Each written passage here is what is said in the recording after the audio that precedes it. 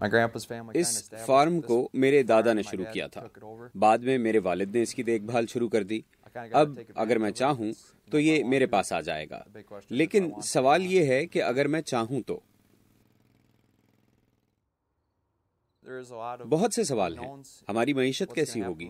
इसलिए मैं चाहता हूं कि अपनी डिग्री हासिल करूं ताकि मेरी जिंदगी में कुछ इस्तेहकाम हो, मेरे पास मेडिकल इंश्योरेंस हो, मुझे पता हो कि मेरे पास लगी बंधी आमदनी आएगी। क्योंकि अगर आप सिर्फ खेती बाड़ी करेंगे तो फिर किसे इल्म है कि रकम आएगी या जाएगी, और फिर आपको ये भी इल्म नहीं होता कि आपकी सेहत कैसी होगी।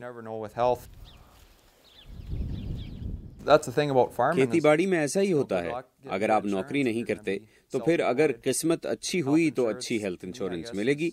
मेरे नजदीक हर किसी को काबिल खरीद हेल्थ इंश्योरेंस तक रसाई होनी चाहिए, लेकिन इस वक्त ऐसा नहीं है। इस शोबे में एक तरह की बेयकीनी है। मेरे और मेरी नस्ल के नजदीक अमेरिका में कुछ भी हो सकता है। हम किस सिमत में जा रहे हैं? ये गुमान कि अगर आप मेहनत करेंगे तो आप अच्छी जिंदगी गुजार सकते हैं, अपनी और अपने खानदान की किफालत कर सकते हैं, तो मेरे ख्याल में अब ये तसव्वुर थोड़ा सा खतरे में है।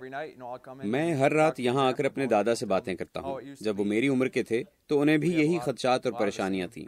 वो 1930 और 40 की दिहाई में बड़े हुए थे। मैं ये तो नहीं कहूँगा उस वक्त सूरत हाल आज जैसी थी, लेकिन ये सवाल यकसा था कि आगे क्या होगा। इसलिए एक तरह से उनकी बातें मुझे अच्छी लगती हैं कि जब वो मेरी उम्र के थे तो वो भी यही सोचते थे कि आगे चलकर क्या होगा।